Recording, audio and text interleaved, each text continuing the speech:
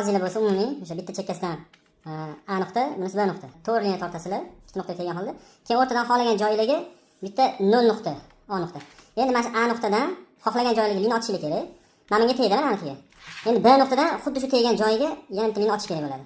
Birinchi burchagida topildi. Keyingisi A nuqtadan xohlagan joylarga, keyin xuddi shuni B nuqtadan xuddi shu liniyaga, mana tochkaga olib borish kerak bo'ladi. Tushundinglar? Mana sizlarda burchak paydo bo'ldi. Xuddi shunaqa keyingi hamma to'rt burchaklarni liniyasini topib ko'rasizlar. Mana bu nuqta birlashish shart bitta joyda. Mana ham bitta joyda birlashish shart mana taraflar. Tushunasizlar? Mana A nuqta, B nuqta, A nuqtalar bitta joyda birlashish shart har gal. Har xil joyda sizlardan naqd qilyapsizlar. Sizlar mana liniya olib kelsizlar, prosta qaytarib qo'yasizlar. Nima? Buni olib kelib qaytarib qo'yasizlar. Bunaqa bo'lmaydi.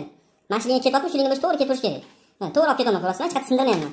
Xuddi shunaqa qayerga borsa, o'sha yoqqa olib ketaveraman birlashtirib. To'rtburchak orqa tarafini bitta liniya topib turib, o'sha kerak chegarasini topib, hammasi bitta liniya beriladi. Bu tarafiga xuddhi shunaqa bitta liniya beriladi. To'rtburchak yana ikkita yuzasi tayyor bo'ldi. Endi to'rtburchak orqa tarafini topish uchun A nuqtadan olib turib, mana bu yerda mana birlashgan nuqtalar bor edi-ku, mana bular. To'rtta nuqta birlashadi, to'g'rimi? Mana shu A dan olib turib, mana nuqtaga olib borasizlar. Bu A dan olib turib, B ga olib borasizlar. Xuddi shunaqa hamma liniyalar olib boriladi. Shunda sizlar mana bitta to'rtburchak paydo bo'ldi mana. Keyin soya berish kerak bo'lsa, u keyingi masala u. Qayoq tarafdan quyosh tushayotganiga qarab turib, quyosh tushmayotgan tarafini to'xtatiladi ozgina. Ishda ixtibar qilib ketishlik kerak. Qariligini ham, zichligini ham. To'g'ri, tey tarafi undan ham to'g'ri bo'ladi, chunki qorong'ida juda ham. Pastki to'rtburchak mashaq to'rtburchak topib olinadi, darsni ishlab ketasizlar mashaq. Men hozirlarga cho'rnova taxminan tushuntiraman, lekin buni ichki liniya o'qimas, bitta liniya bo'lishi shart har gal. Keyin quyosh tushayotgan tarafdan teskari tarafga o'tgani uchun oldiga ozgina ishtirib beriladi, ozgina. Shtob uchi to'g'ri bo'ladi har doim yuzalarni. Burchakka qarab to'g'raladi ozgina. Bu taraf ochiq bo'ladi. Teylar ham xuddi shunaqa. Uchiga nisbatan uch taraflari quyosh tushayotgan tarafga nisbatan uchlari to'g'ri bo'ladi. To'yis, mana quyosh bu yoqda, mana bu yerda quyosh desak, mana bu taraf to'g'ri bo'ladi oldi. Mana bu yoqqa nisbatan.